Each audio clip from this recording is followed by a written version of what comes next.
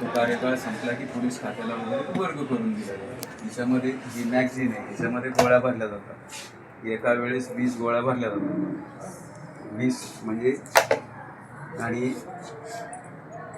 Semi automatic असल्यामुळं एकदा cock केली, समजा आता हा चेंबर आहे, याच्यामध्ये एकदा राऊंड गेला की परत कॉक करायची गरज पडत नाही. ॲटोमॅटिक फायर होत चालते. 20 राऊंड फायर होतं. नंतर परत दुसरं मॅगझिन घ्यायचं, परत लावायचं, एकदा कॉक करायचं आणि फायर करायचं. ॲट ए टाईम किती पण गोळ्या आपण फायर करू शकतो. मी स्वतः जवळजवळ 400 गोळ्या एका रायफलवरती एका पोझिशनवरती फायर केलेल्या आहेत. आणि हिची रेंज, प्रभावी रेंज 600 मीटर आहे. 600 मीटरवरती, 600 मीटर म्हणजे किती फूट झाले? काहीतरी 1800, जवळजवळ 2000 फुटापर्यंत हिने फायर केल्यानंतर माणूस मरू शकतो. एवढी इफेक्टिव्ह रेंज आहे. आणि साधारणतः हिची एक गोळी 19 टन वजनाने जाते. 20 लोक एका लाईनमध्ये उभे केले ना तरी गोळी पार करून जाणार. इतकी पॉवरफुल गोळी असते. 20 लोक. हो.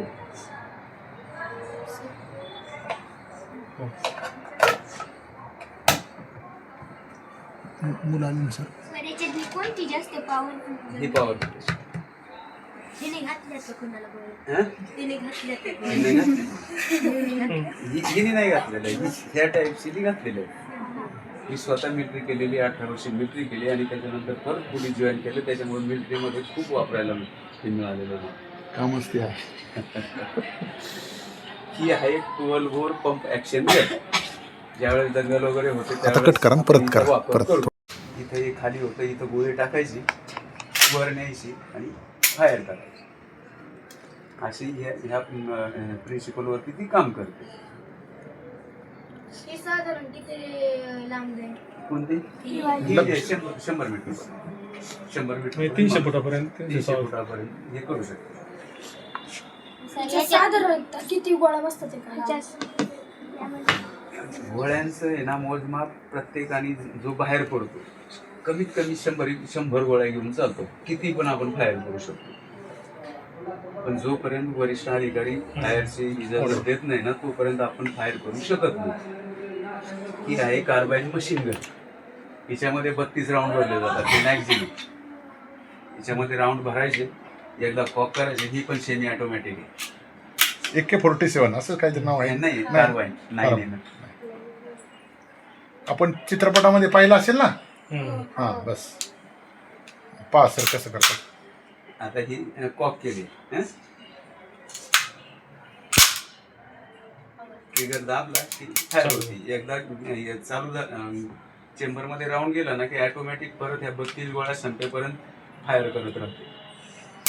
एक झालं मॅडम. सगळ्यांना मिलिटरीमध्ये मिलिटरीमध्ये जाणार का काय? पोलीस अरे पण तिथं आई वडील नसतात, जेवण द्यायला कोण नसतं, कपडे धुवायला कोण नसतं, सगळं हाताने करायला लागतं. करणार का? घरच्यांची लई आठवण येते. कधी कधी पळून यावं वाटतं. नाही नाही तुम्ही आता आहे ना सगळे NCC जॉईन करा.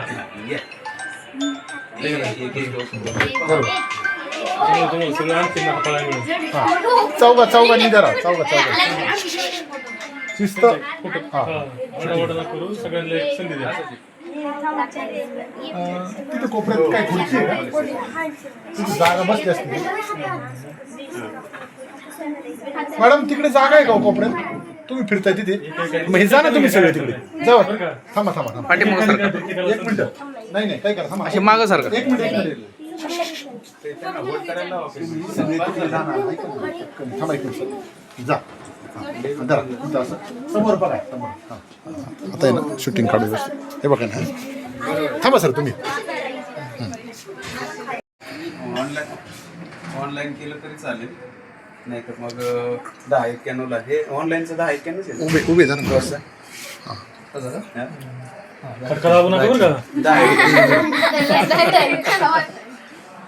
करा, नाही तर मग पोलीस स्टेशनला आले.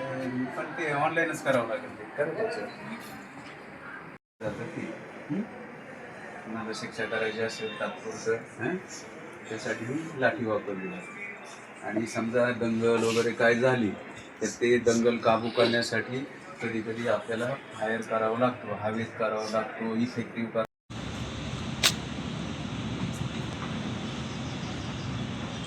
ठीक आहे, ओके.